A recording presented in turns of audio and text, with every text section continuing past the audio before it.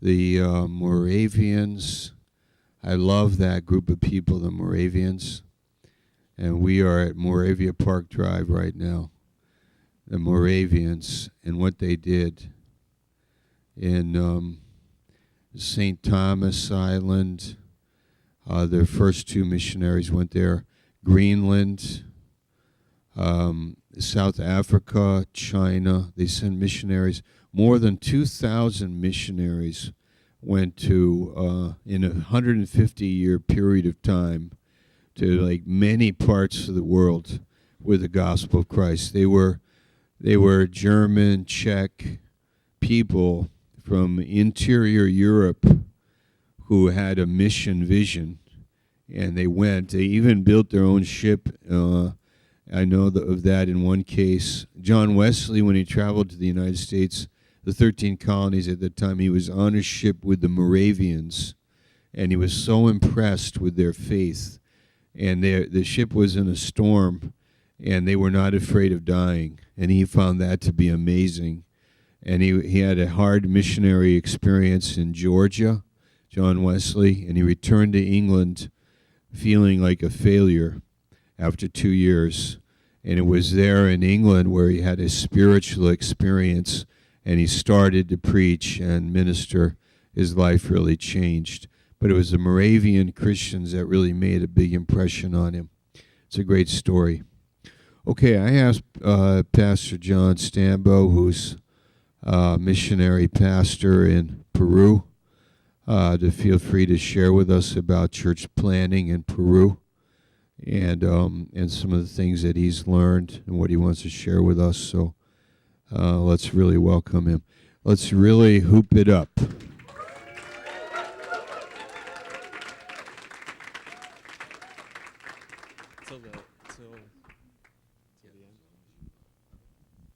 All right. Hello. Hello. Hi. Doing great. How are you doing? Awesome. Hey, it's good to be here with you guys. I was in here in, I was in Bible school, 2003 to 2007. I graduated. And so I was thinking today, about, this mic is on. So I was thinking today about Bible college and about Peru and about this class and just sharing with you a little bit about church planting. So is it okay if we do that? All right. Let's do that. Okay, so Pastor Schaller said something in the first part of the class, that it's us. We are learning, actually. We are sitting in these chairs and we're listening to these classes and we are partaking in the life in Bible college and the church here and the teaching, and we are learners. And when I came to Bible college here in August of 2003, the end of August, and beginning Bible school in that fall, I came from a Greater Grace Church in Massachusetts, and my father's a pastor, and I was a believer already. But I came not really knowing what to expect, not having any real expectation, not really knowing what I was doing, and came down here and really kind of experienced a little bit of Ephesians 1:18. The eyes of my understanding were being enlightened a little bit. My eyes were kind of being opened to what I had as a believer. And I sat in the class, and Pastor Schaller read the verse. We read it in Isaiah 30. And I saw him, and different teachers teaching up here. And just, I heard the voice, man, I'm a believer, but what do they have? That is amazing, the teaching that I'm hearing, the life that I see in these guys. It's an amazing thing. And I know for many of us in that time, and I'm sure for you guys as well, it was just eyes being opened. This is an amazing type of Christianity that I didn't have before I came to Bible school, and I'm seeing it in the teachers, and I want it. And in many classes, Introduction to Missions and Church Planting and different ones. So just spending time in Bible college and learning about the Christian life and learning about how we think now and becoming a thinking person in Bible school. It's an amazing thing. And listening to throne words multiple times a day for an entire year. Like me and Nate McFarland, we like knew the whole message. We could like play video games and quote throne words at the same time. It was unbelievable. It was amazing. And that was an amazing time in life, because God was, John chapter 1, the heavens were opened unto us. It really was an amazing time. And Bible college, God leading us in understanding, God was leading us in life, and God brought us through, different moments in our lives, and it was amazing. And going through depression and going through anxiety and going through, not like outreach. I don't want to go. I don't think so. Evangelism, not today. But then kind of dragging yourself out of your apartment and meeting Pastor Richard Shepard in Patterson Park and saying, this is what we're doing. Great, let's do it. Let's knock on some doors and get some kids out to the sports club. And, learning how to make these decisions and live this way, and God opening the heavens to us in Bible school is an amazing thing. And being a partaker of the life of God was awesome. So then, in 2006, my 4th year in Bible school here, it was kind of required of us, I think, to go overseas. If you were a missions major, to go overseas and do your practicum, which is not a requirement anymore. But I think it was for us at the time. So I went to Pastor Shabelli in the missions office. I said, hey, I got to do this practicum. I got to leave the country. Where should I go? So he suggested to me a couple places, and I was thinking one direction, and I ended up going another direction, and ended up in Peru with Pastor Stan Collins. And the Anderson family was down there then, and Pastor Stan and Karen, and me. That was great. And Adrian Witt came down, and we had a great few months there with Pastor Stan, and first taste of living in a different country. It was an amazing thing. Being a part of a church, hearing a different language, walking around. I remember, like now it's kind of funny. Like I've been living there since 2007. I went back and spend the majority of my year there now, and it's 2012 now, so 4.5 years or so. And I remember, like, a day in 2006, in some month, I maybe had been there for a month or so, and me and Age are looking at each other, in Pastor Stan's house. We're like, we got to get out of the house. Like, let's go for a walk or something, And we walked, like, down the street, I remember. We took a right. We went less than a block, turned around and went back. Like, that was a big enough adventure, We're like, let's go home. This is crazy. And now, like, I think about it, and, like, I go all over the city. Like, I just, got to get out of here. Let's go somewhere, Get on a bus for an hour and a half, or something. It's so funny, living in another country and the first few experiences you have there. So anyway, so that was 2006. 2007, I came back January 2007 to Baltimore, finished Bible college, graduated that May 2007. And I didn't see Peru written in the clouds, or anything. But I just kind of felt that, it would be a great place to go back to. I felt like the door was still open to go. And I went. So I went back in the end of August, beginning of September 2007. I think maybe I started teaching in the Bible college there, playing guitar or something in the church, and, going on the outreaches and just having a good time. And life was fun. And we had Bible college, and let's see, I don't know if it was then or even before in 2006, but we would have Bible college. We said, announce in church, we're going to start Bible college. And I remember one night in the Bible college, it was Pastor Stan and myself and Adrian Witt. And the three of us, and we were just kind of looking at each other, and Pastor Stan's like, let's just pray for people. I said, all right, great. And now today, we have full-time Bible college, and I was teaching apologetics last semester, and there was maybe 30 people in the class, and that's an amazing thing to go from, looking at Pastor Stan and Adrian and myself in the class, and now looking at, like 40 Peruvian people in the Bible college class. Okay, so let's see. So how did that kind of happen? I'm in Bible college, and I'm just kind of minding my own business maybe, actually, like Pastor Scheller said, just trying to stay out of the spotlight, Like I'm not really looking for it, and I still kind of feel like that, But but really tasting something, you know, like you sit in the class and you listen to the class, like an intro to missions class in 2003, first semester, and I'm just saying, like, man, like, this is amazing, and I have this ideal in my mind, an ideal of what missions is, and I'm hearing about it, and I'm being taught about it, and I think, man, it would be amazing to be a part of that. And you have that idea. It's kind of like, we could say, like a romantic idea of missions, you know? Man, it would be cool to, like, go somewhere and, like, teach somebody the Bible, you know? Ooh, I'd love to do that. And then you buy a plane ticket for, like, $900 or something. You're like, what am I doing? $900? Get on a plane. For a while there, I got to see the Statue of Liberty twice a year. It was kind of cool. You know, get on a plane. You're stuck sausage next to these people who are speaking some language you don't even know what is going on. Just please pass me my headphones so I could watch a movie and zone out. You know, pass me my bag of peanuts and my ginger ale, please. Thank you. You land in this country late at night, go through customs. You don't know where you are, maybe. People are all speaking this funny sounds are coming out of their mouths, and you're like, where am I? You know, hand your passport to the guy, stamps it, you're in. Go through, grab your bag, and you look at this sea of people, and it's madness. There's just massive amounts of people. It's midnight, you know, and you're zoned. You've been on a plane all day traveling, and you see this tall gringo, Pastor Stan, waving, hey, finally, whew, so good to see you.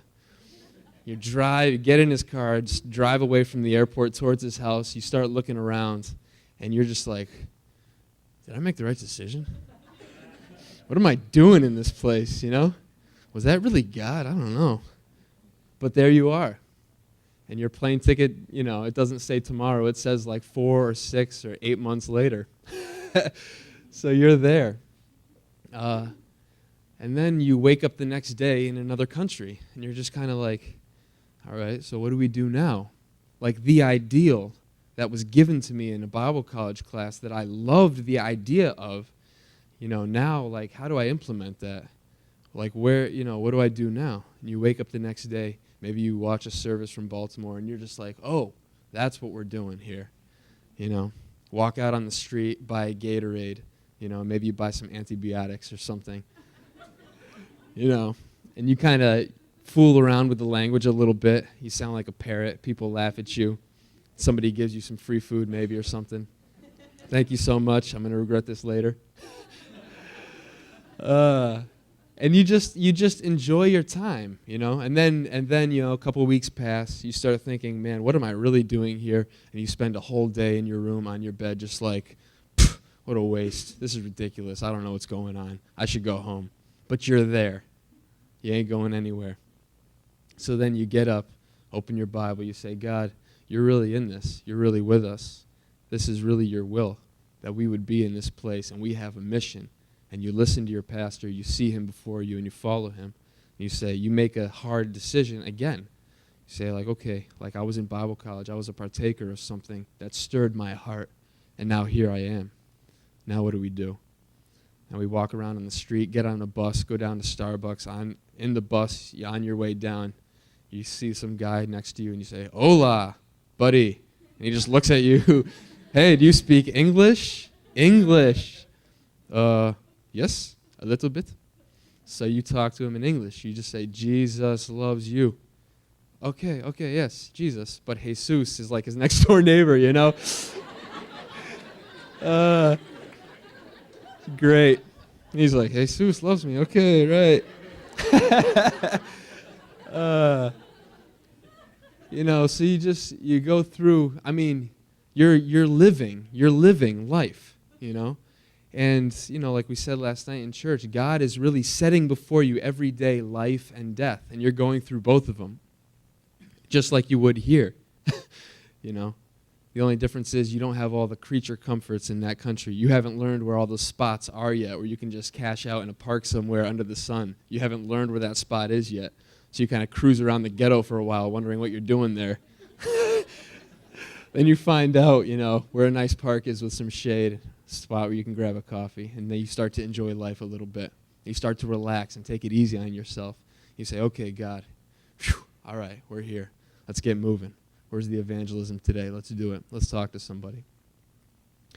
Okay, so that's kind of the way it is, a little bit. If you traveled a little bit, you kind of know. So I would like to just say something about 3 churches now in Peru that I've been involved in. So I went down there 2007, and we were doing a Bible study in the south end of the city. Are you guys still with me, or are you guys kind of zoning out a little bit? No? I feel like I've been talking a lot right now. Let's take a deep breath. Okay. So in 2007, we were doing a Bible study on a Saturday night in the south end of the city. Before they built like a central metro line, public transportation, you sit like 2 hours on this bus sucking in exhaust for 2 hours to go down to this Bible study in this guy's house. And, a couple years later, Pastor Stan says, hey, Pastor John, what do you think about taking this over, kind of, doing something? And then you make another difficult decision. I don't want to, you're thinking. But you think like, man, God, like this is what we're in. Like this is what we're doing. And God, if you feed me, if you are leading me, if you are like stirring my heart with what I heard in Bible school and what I was shown by the teacher before me and the voice behind me, then I could be a part of this. So then the words that come out are, well, I'm available, I guess. He says, great. So we started a Sunday morning service in the garage of Arturo. I don't know if anybody's met him. He's been to the convention a couple times. Arturo. He's an amazing guy. So we started a Sunday morning service in his garage, which was awesome. The roof like sagging down, where the water awesome. That was great. People walking by, cars honking, everything. And you're there like no microphone, you're just standing, no pulpit, and people are sitting in plastic chairs, no stage. You're in a garage. He pulled the car out into the street, so you could set up the chairs. And you're just standing there, and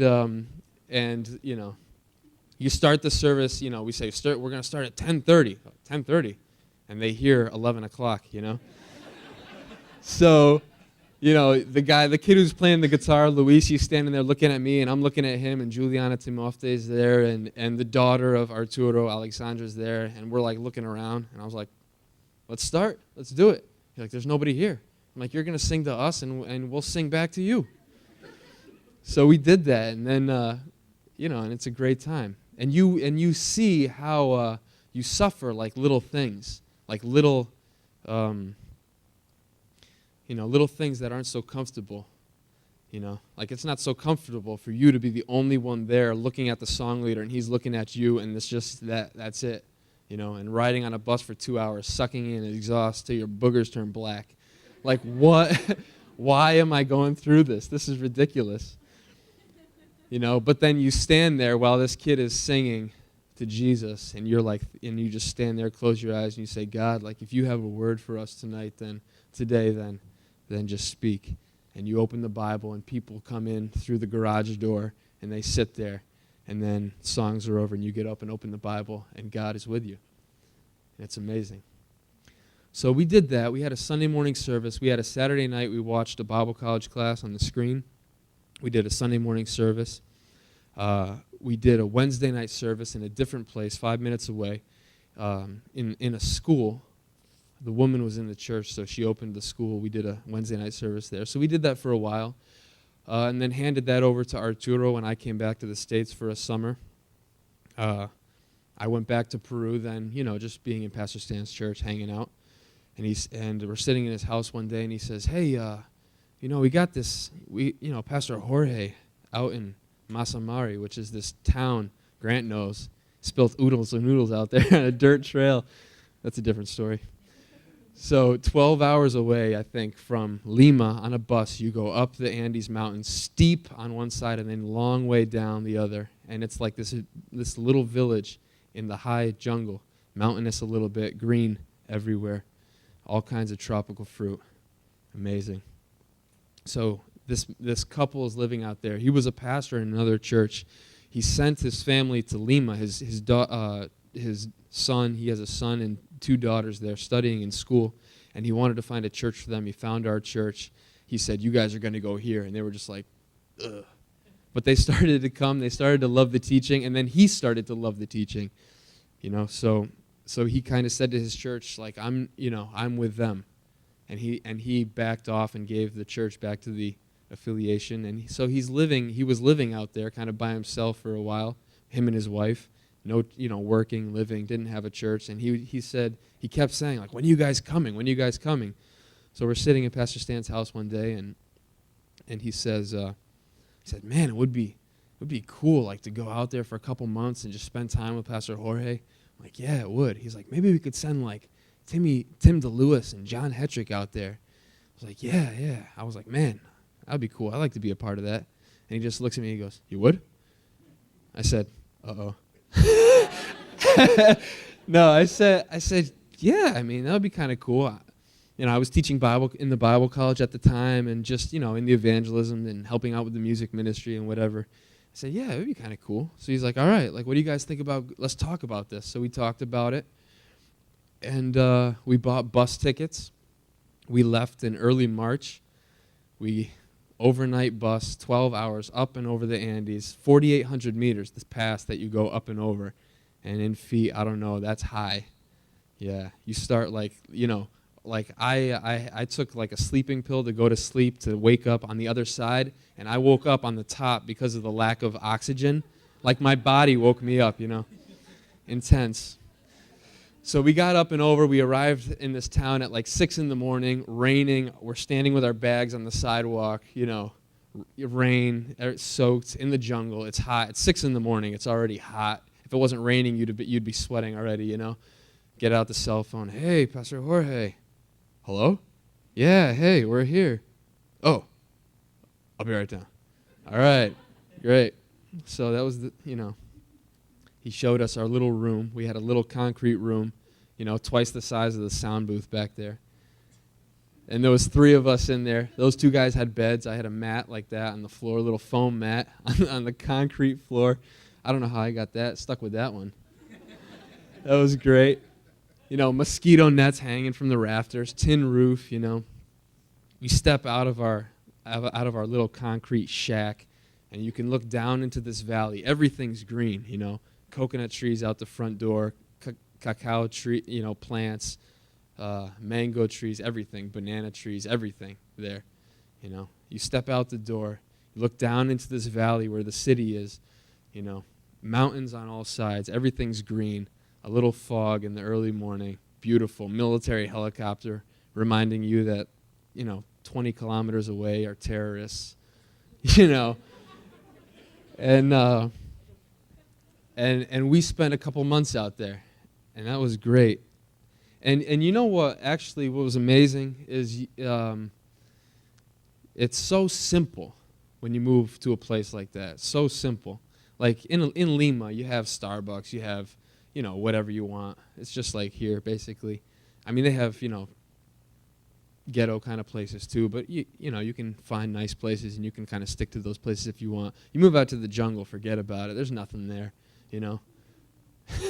Buying bottled water, saving the bottle so that when it rains, you can save the rainwater and use that, Bathing in the river kind of stuff. And so we're out there a couple months, and what do you do now that you're out there? There's no church. It's just you 3 and a pastor and his wife who works. He's a tailor. What do you do now? Well, you make tracts. You hand out tracts. You set up a sketchboard in the plaza in the center of the town, and you say, man, God, like, here we are. What are you going to do with us? Set up the sketchboard. You start to paint in front of these steps in the plaza, and people just kind of come and say, what are the gringos doing? Because you obviously stand out. They know you're not Peruvian. You're starting to paint. People sit on the steps, 30, 40, 50 people. You turn around, look at them, and you just preach.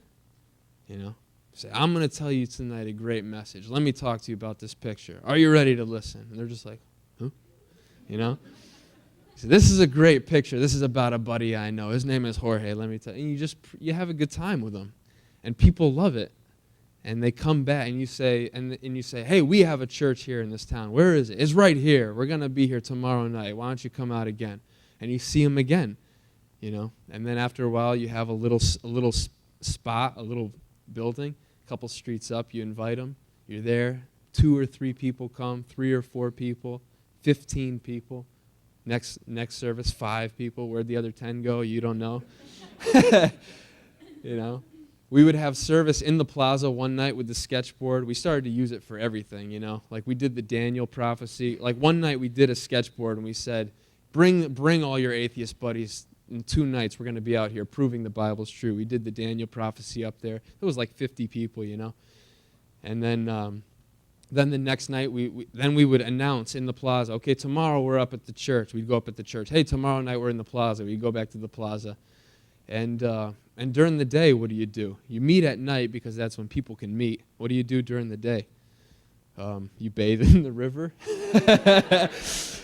You do some exercises, try to stay in shape, you know, so you don't die out there. You rent some dirt bikes and spill oodles and noodles out of your knee when you fall. Grant knows what I'm talking about. You try to stay alive. You cruise around the town and let people stare at you because you're different. You sit down. So we met this guy.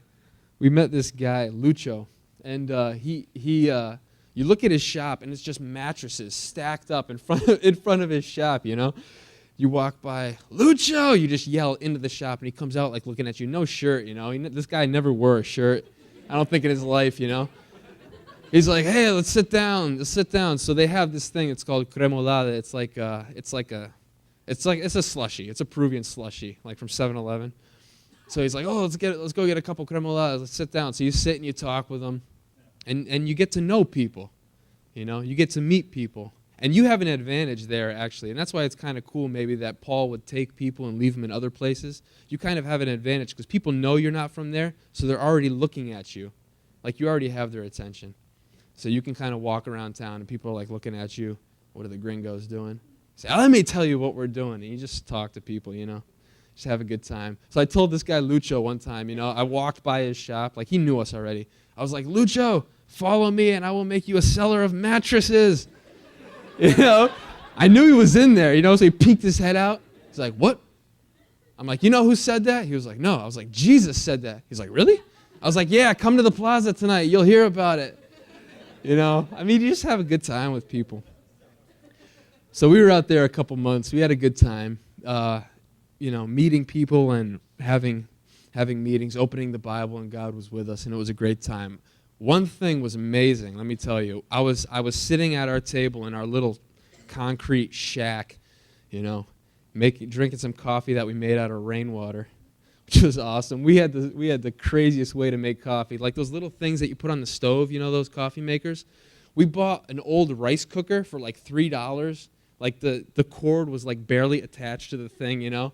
I zapped myself, 220 volts, right in the fingers one morning, you know, trying to plug it in because the wire's just hanging, you know. And plug this thing in, pour the rainwater in the thing, put the coffee, stick it in the rice cooker, and I'm listening to an intro to missions class that I was in 2003, and I'm out there thinking like, this is exactly what we're doing. How did we even get out here to do this, you know? And studying the Bible, and we all had beards. We were all nasty, long hair and beards, and just like sweating all day. It was just, we're just nasty people. You know, like you start to think how to conserve clothing. Like, can I wear this tomorrow? Maybe. If I don't sleep in it tonight, I can wear it tomorrow. Start to think like that, you know, and you're like cruising around town in flip-flops and like soccer shorts and a t-shirt you've been wearing for 3 days, and somehow you have the audacity to walk into a 1,000-student school and say, you let me in here, I'm going to teach some students. You know. Somehow, however that audacity came into your system, you just kind of do it. And the guy looks at you and he's like that you're going to teach? No, I'll put a hat on, you know? No, so, and this was amazing. The guy like let us in, you know? He's like, well, come back tomorrow with a pair of pants and I'll let you teach. I was like, all right, we'll do it. So me and Tim DeLewis and John Hetrick walk into this school, you know, 1,000 students. We walk in there and we go into a classroom, and I remember it was awesome. Like, open the Bible. I spoke on bread eaten in secret is sweet. You know, it's like stolen waters, that verse in Proverbs 9, and how we can have a secret when we walk with God. We have a secret thing that not many people see. And talking to these students, you know, and man, like heaven was open. It was awesome. You know, 20 students maybe. So we go out. The guy brings us to another class, and I look at these two guys. I'm like, Tim DeLewis and John. I'm like, so who's going now? And they look at each other and look at me. They're like, you. All right, you know, so we go in the classroom, open the Bible, and God, like, phew, awesome. No, you know, a word, and the Bible's like alive, you know. We leave the classroom, go to another classroom, look at these two guys. You? Who's there? They look at me. It's you. All right, 2.5 hours we did this. Every classroom. They didn't say a word. Oh, thanks, guys. But it was awesome, you know. It was awesome. You know why? Because you walk in, I ended up standing on a desk in some classroom, I remember. I don't even know what I was talking about. Standing on the desk, you know. I was like, you, give me your desk. And I just stood on it and started like, you know, I don't even know what we were talking about. But it was amazing because you go in there, you open the Bible, and you are speaking to them on behalf of God. And the Holy Spirit is anointing you and opening the Bible to you, and you are ministered to. And that same thing that you had in these classes, listening to the teachers, and your heart is stirred with this concept and this ideal of missions, you go out there and you see that God performs it in you. Because we make like hard decisions to spend money on a plane ticket and go up over this like 4,800 meter pass, you know, stuff coming out of your body that shouldn't, you know, and you just say, why am I doing this? This is like nonsense, but you do it because God is really like calling us into this. And then I came back to Lima, left the country again, came back to Lima, and God kind of handed our ministry at church with 4 brothers, musicians, and they didn't have a pastor. And we visited the church, and I thought, I had an inkling in my heart that Pastor Stan was going to kind of look at me and go, what do you think? So I just kind of said, no. And everybody said, he's going to ask you. And I said, no. And then Pastor Stan said, hey, Pastor John, what do you think about that church? And I said, I'm available, you know. So you know, we went to this area, 20 minutes in a taxi away from Pastor Stan's church, 20 minutes to the north, in this kind of, you know, depressed kind of little village in Lima still, and just teaching them the Bible. Saturday nights, we'd go out, knock on some doors, come back in. A couple people would come, teaching them, speaking with them, being with them. Sunday nights, Wednesday nights, prayer, and just sitting with them and opening the Bible and God visiting us, you know. And it was an amazing time. And then I leave the country, and Pastor Stan calls me, hey, what do you think about this guy taking it over? Great, you know. So in all 3 of those instances, there are Peruvian men, you know, kind of taking over the work, which is a great thing to see. And just because, you know, not because we're anything really special, but because we sat in a classroom, our hearts were stirred by an ideal of something that almost seemed like too good to be true, but we kind of made a little bit difficult decision to act on it, you know. And you go out there and you see that it's really that way. And I just, I'm blessed, and I thought I could maybe read to you this little thing about this. I mean, I think it has something to do with this. I don't know. So it goes like this. What God does for us, he does in us. The process of doing it will appear to me, and not falsely, to be the daily or hourly repeated exercises of my own will in renouncing this attitude, especially each morning, for it grows all over me like a new shell each night. Failures will be forgiven. It is acquiescence that is fatal. The permitted, regularized presence of an area in ourselves which we still claim for our own. We may never this side of death drive the invader out of our territory, but we must be in the resistance. And this, so far as I can see, must be begun again every day. And that's what it's like to live on the mission field. You know, this like kind of like, you know, maybe I will not get victory, but God says I have it, so I put myself in the resistance, and I make some difficult decisions to spend $900 and something on a plane ticket to go to live in a place with 7 other guys and 1 bathroom, and 1 guy takes 45-minute showers. And maybe he's watching this eventually, you know. And a little bit, it's like a little bit difficult decisions to wear the same T-shirt for 3 days after you've been sweating in it, you know, bathing in a river and drinking rainwater and teaching students for 2.5 hours when you had nothing to say at the beginning. A little bit difficult, you know. But it's because we're not reserving anything for ourselves. You know, it's the shell that grows on us that we shed it. We just say no. Like we are in the resistance, and maybe we lose a couple battles, but we win the war because God is with us. So, amen.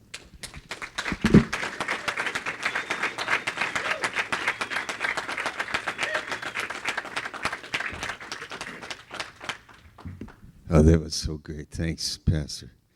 It's so encouraging. I love to hear those stories. Don't you? Wow, those stories. Wow. So good.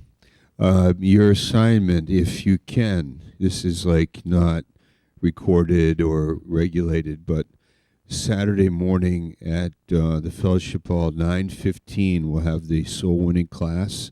If you haven't done any evangelism before, you want to learn how to do it. So that's Saturday morning at 9:15. Recommended, okay? If you can make it Saturday morning, 9:15. Mission starts here in our parking lot, okay? You are dismissed.